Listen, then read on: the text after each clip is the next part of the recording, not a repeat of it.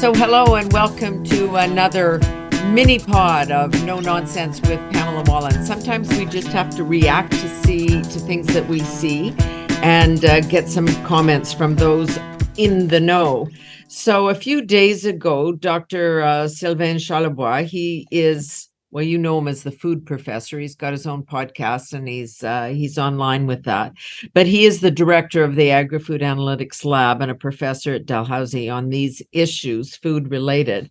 And so we were going to talk to him this week anyway, because he had given testimony in front of the Finance Committee here in Ottawa, talking about taxes on food, et cetera. But then we learned that the grocery companies, the big chains, are being kind of ordered back to Ottawa to meet government officials again to see what they have done about food prices. So we're on with the food professor, Sylvain Charlebois, again, to make some sense of this. So they were just up here just before Thanksgiving, and the government said, lower prices or else. And now they're being called back again.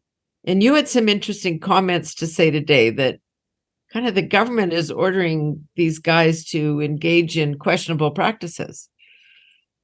That's right. Senator, I think a lot of people are feeling a little bit awkward looking at all this from outside.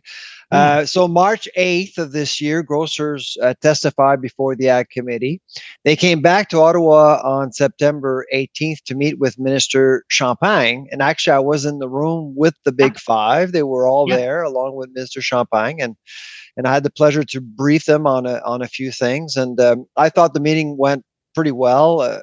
Basically, CEOs felt, well, if they're in Ottawa, might as well take advantage of it. And they took advantage of it. They shared some really important information. But now we're learning that Parliament wants to hear from grocers again on November 2nd. So Parliament, not government, is asking for plans in camera. But Senator, when you're asking CEOs to share information about pricing, it is arguably the most sensitive issue in a low margin, high volume environment. And so I do question what Parliament is trying to accomplish here.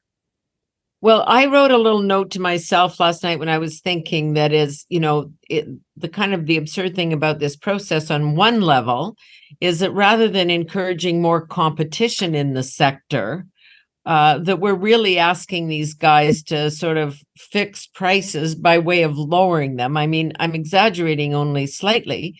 You kind of put it another way. Many politicians are demonstrating a limited comprehension of fundamental principles governing competitive markets. I thought that was much more delicately put, but absolutely. I mean, there is this element of surprise that actually will support the fundamental principles of a free market. And that's being challenged right now by many politicians. And I think and in fact, it was actually raised last week before the Finance Committee. I mean, I think we're actually embarking on a very dangerous path right now when it comes to competition. We're doing everything we can right now, apparently in Ottawa, to discourage competition. And for the longest time now, we've actually been arguing that we need more competition. So I'm very concerned about the tone. And any investors from outside of Canada looking in would say, I don't want a piece of that at all. Yeah, that's the issue. So what is it exactly? Because you were inside on the last meeting. What is it that they want these big companies to do? Because I mean, this is kind of the last stop on the food chain here, and we've got a lot of costly inputs all the way along. How much can the grocery stores really do? I mean, yes, of course they can have a sale, but they do that anyway. That's right. So what was your sense of what government wanted to have happen? Well, from an economic perspective, not much. I don't think that Ottawa, in fact, actually, if you look at the data, things are actually improving. Food inflation is now down to 5.9%. Politically, my guess is that Ottawa is trying to take advantage of or take credit for something that's actually happening. But politics will go both ways. I mean, basically, what I'm seeing are grocers playing the political game. So when you walk into a grocery store, what I'm noticing right now across the country, when you walk into a grocery store, you're seeing more signs, Yeah. more artifacts telling consumers that things are changing. But when you actually look at prices, I fail to see anything beyond what I would expect this time of year right now. So October is a critical time because that's when grocers negotiate with suppliers Okay. prices for the next several months, 3, 4 months. So right now they're negotiating for Valentine's, Easter, and things like that. So everything that we're seeing in a grocery store was planned many months ago.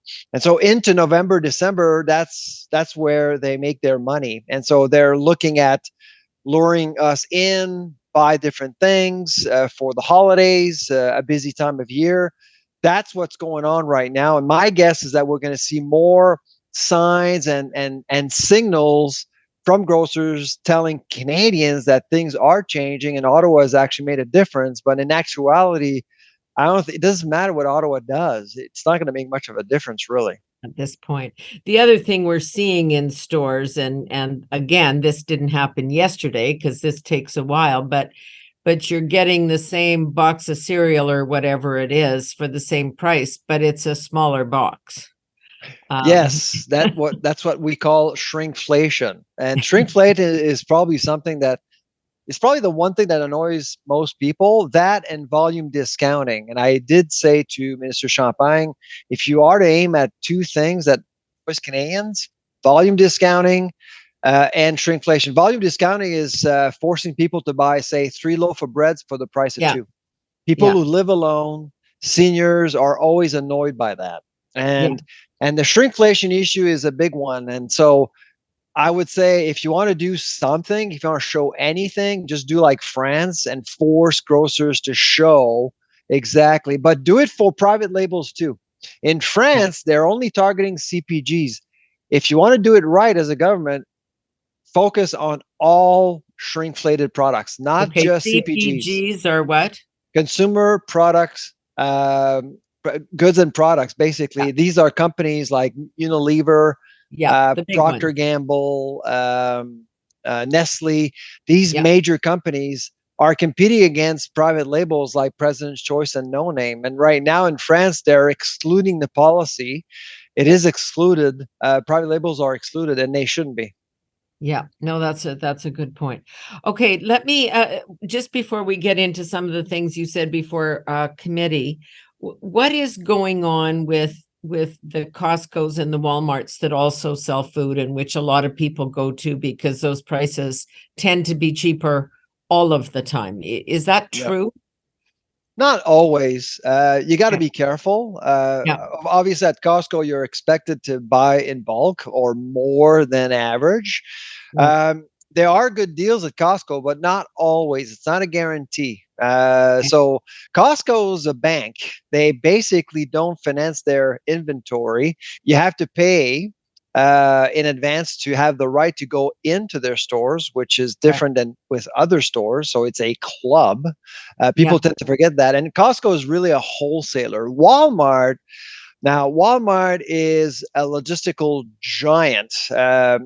Over the last, I'd say, 20 years, they've committed to food way more. They don't build a Walmart now unless 50% of the surface actually is dedicated to food. So that's how important food is wow. to Walmart now. And they're selling for about 17, $18 billion worth of food in Canada. They're now number three, and their goal is to become number one. And Loblaws knows that. That's why Yeah. they're fighting. They're fighting very hard. But Walmart's not being asked to come to these meetings because they're They not, are. they They are, are. and So do they? so they testified in April. Okay. Yeah. Okay. So the first meeting in March were the big three, Metro, Loblaws, and Sobeys, but Walmart and Costco did come after. Okay. In September, the big five, they were all there. They They were were all all there. there. And Okay. now my understanding for November 2nd, the American-owned companies are also included. Things like what? Well, Costco and Walmart are Oh, included in the okay, group. so they Yeah. would be there. You're just referring to them that way. Yeah. Okay, a couple of points that came out at the committee, because when we talk about the price of food, and we've been focusing on the end of the chain here, when you go to the grocery store and actually pick it up. But there's been a lot of concern about the impact of the carbon tax all the way along. First and foremost on farmers, on grain drying, on transportation, and the transportation of the finished product then to the store all the way along. You see it, and you say, yeah, it's there because it has kind of this compounding effect before it gets to the store, but we don't have a lot of data, That's right. we can't really say what the impact is. If someone says that the carbon tax is not having an impact on food retail prices, or the opposite, that person doesn't know what he or she is talking about, to be honest, because we actually been looking at the data for several months now. And when you think about retailing, there are so many factors impacting retail prices. I mean, the weather, Yep. our behavior will impact food prices. So to correlate costs up the food chain with retail prices is practically impossible. And that's kind of the message I gave last week in Ottawa. Don't look at retail, look at wholesale and industrial. That's where you're starting to see some pressure points created by increased costs. And that would include the carbon tax. And so we are seeing, I know a lot of grocers are being blamed for higher food prices, but when you actually look at the IPPI, the Industrial Product Price Index, okay, so the cost of goods, the index has outpaced the CPI, the Consumer Price Index. So what I've encouraged politicians to do last week is to focus more on the supply chain economics, because we're basically, I think there are many things we're doing right now in this country that is actually making our food supply chain less competitive. And if we're making our supply chain less competitive, we're not going to attract more competition at all. It's And going we're to be not the going to have lower opposite. prices. One of the Exactly. reasons I think that you were also suggesting that it's hard to tell the direct impact, which is why we need better data, is that the the CPI, the Consumer Price Index, it only looks at gasoline, heating oil, natural gas in terms of the impact of carbon tax. You're referencing the Bank of Canada's evaluation. Yeah. Yeah, that was, oh my goodness. I must say it was a little reckless for the Bank of Canada to come forward with a coefficient without explaining to the public how they got that particular coefficient of 0.15%. So the governor, Macklem, mentioned a few weeks ago that the carbon tax is responsible for 0.15% of inflation. Yep. But he never said how he came up with the 0.15%. And nobody asked until we did. So we basically emailed the Bank of Canada, how did you come up with the 0.15? And the answer was actually quite simple. And I posted it on Twitter and it went viral, of course. And I kind of explained that last week in Ottawa. Yeah. So they only looked at three components of the CPI without looking at other components, and they didn't look at the compounding effect of the tax across the supply chain. So again, so it's likely to be way higher. My Senator, I do believe now that people are confused by the policy itself. They don't necessarily, and I suspect that the media just didn't think of, they understand what's going on. Yeah. And so that's our job, basically. And right now, I do see colleagues, academics, playing the other role of advocating for the carbon taxes. Right now, we're at a point, and you know this because you're from Saskatchewan, as soon as you question the carbon tax, you are labeled as a climate change denier, which is not our case. Actually, we support the policy. But our argument is that we need to be careful with carbon taxing because we may compromise Canada's food affordability situation. That's our argument. And we're seeing this in how the government's handling the piece of legislation that would give farmers a particular break in terms of grain drying, and that That bill bill is, needs to go through. I know it's in your backyard right now, yeah, but and it's I being I, I did advocate for the bill last week yeah, before finance. it's being gutted in terms of what would happen on the upside for farmers. Okay, just there's also a whole lot of other taxes on food that Canadians don't seem to be aware of. You kind of think about when you Yeah, go through the chain, but your yeah, number is here. There are 4,600 items in grocery stores that are subject to taxation. yeah. Don't have anything to do with the carbon tax. No, no, not at all. Because I'm often asked, what can government do? Is there something that government can do to help Yeah. Canadians? And I said, well, yes. If you look at your grocery receipt, you'll see that you do pay taxes on a lot of different things. Now, I would argue that some products we should pay taxes. I think, Yeah. out of 4,600, there are some products that we should pay taxes. But the myth out there is that people think that if it's taxed, it's not good for you. You're That's right. not necessarily true. If it's pre-prepared, a pre-prepared salad is taxed. Okay.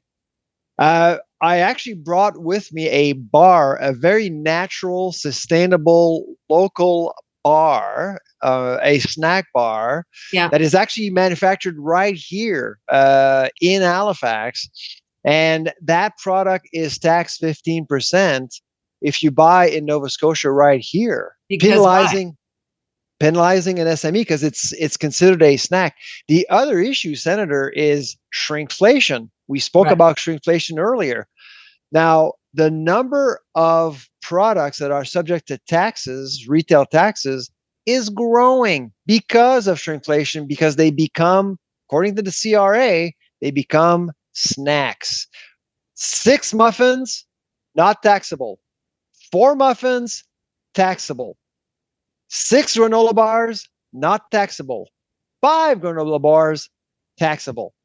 So Okay, that's crazy. And doesn't even have anything to do with packaging or anything. It's just it's just size and quantities. So even with ice cream, we love our dairy farmers in Canada.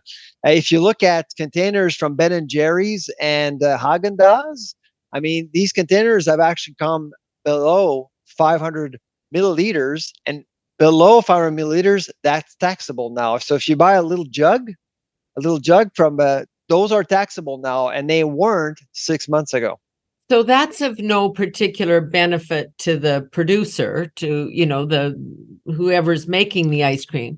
That's just a benefit to it flows through to the stores or flows through to government. Yeah, and we're not sure exactly the amount exactly Okay. because out of the 4,600 products, there are some that we think should be taxed. But our guess is that there's anywhere between 300 million to 700 million dollars of taxes that are collected from grocers and sent back to Ottawa every single year, and that Wow. money is real and it comes from taxpayers.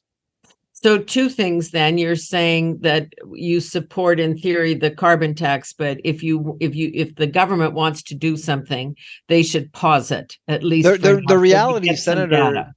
if you travel around the world, the reality is that most companies want to decarbonize the Yeah. economy, and Yeah. and I think it's important to do it.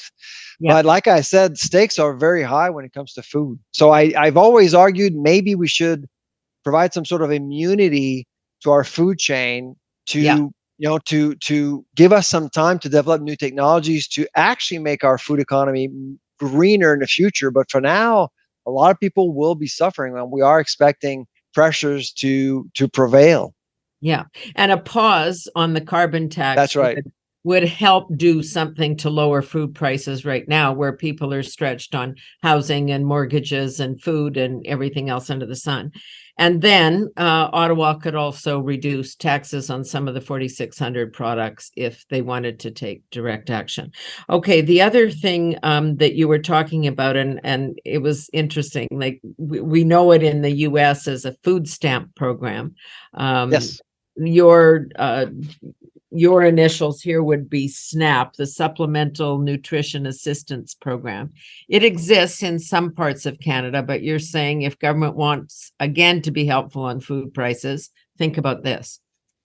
That's right. Yeah, because let's face it, Senator, a lot of people are suffering right now due to mortgage rates, rents. It's been difficult. I mean, we see it everywhere in the country. Some people really need help.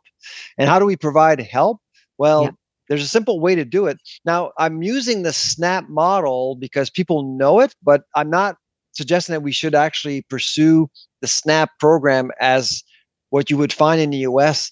In fact, the model that we see in Nova Scotia, Montreal, and BC would link food insecure people with farmers markets. So if you actually launch a national nutritional coupon program across the country, you could provide, say, gift certificates to people in need through NGOs, through community programs, and these people, without stigma, with dignity, could go to farmers markets, support farmers, eat fresh food, and use that money to not only buy food, bring that food home and eat nutritious meals.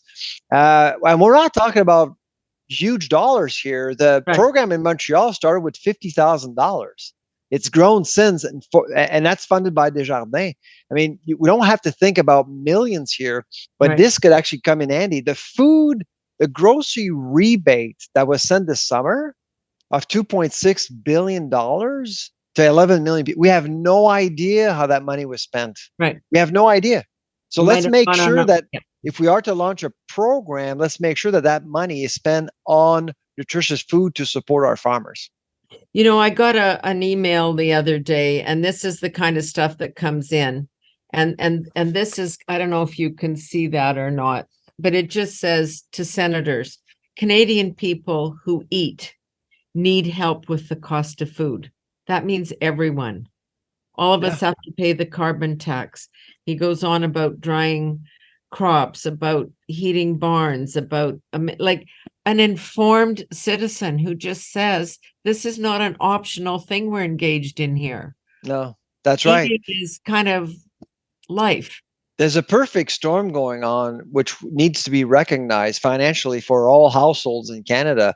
When you look at Statistics Canada data, last year, the average Canadian was spending about $266, a month at the grocery store, retail.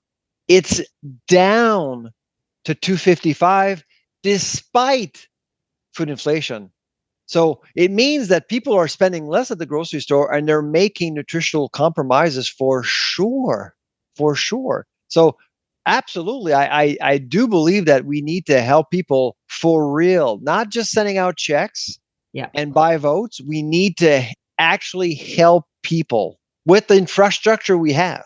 Yeah. As always, you've kind of got to the heart of it and the point of it. Thank you very much. Let's hope they're listening and that at the meeting they have some of this conversation and not some of the other ones. Sylvain Charlebois, Doctor, Director of Agri-Food Analytics Lab, and he's a professor at Dalhousie, and he is the food professor. So you can follow him online and also listen to his own podcast, but we'd rather that you listen to him here because, you know, we like that better. No, I will always say they can do both. They can listen to no nonsense and the food professor. Thanks again, Sylvain. Take care, Senator. Great to see you. And that's it for this edition of No Nonsense with Pamela Wallen. A little mini pod because you needed to know this stuff. See you soon.